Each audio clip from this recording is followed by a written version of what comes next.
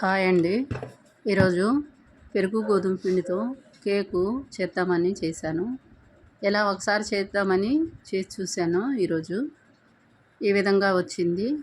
పెరుగు గోధుమ పిండి కేవలం ఎగ్ లేకుండా ఈ విధంగా సింపుల్గా ఎలా వస్తుందని చూసి చేశాను. మీకు నచ్చితే చేసుకోండి.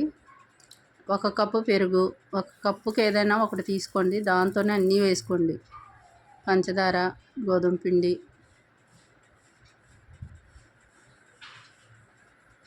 తర్వాత అందులోని బేకింగ్ పౌడరు, బేకింగ్ సోడా, కొద్దిగా సాల్టు,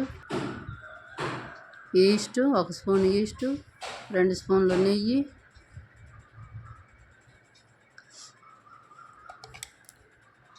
తర్వాత ఒకే స్పూన్తో అన్నీ ఒకే కొలతతో తీసుకోవాలి కదా. అదే కప్పుతో నూనె, అదే కప్పుతో పాలు అన్నీ వేసిన తర్వాత మిక్సీ పట్టి గిన్నెకి నూనె రాసి దాంట్లో కొద్దిగా పిండి జల్లి ఇదిగో మిక్సీ పట్టాను. ఈ విధంగా వచ్చింది. దాన్ని పొడిపిండి కొద్దిగా చల్లుకొని దానిలో చిటికెడు కలర్ వేసాను.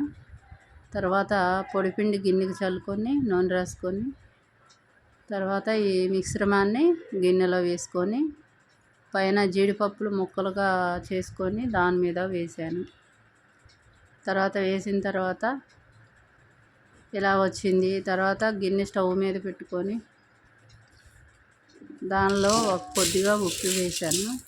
సమానంగా చేసి స్టాండ్ పెట్టుకొని దానిపైన ఈ కేక్ మిశ్రమాన్ని పెట్టాను.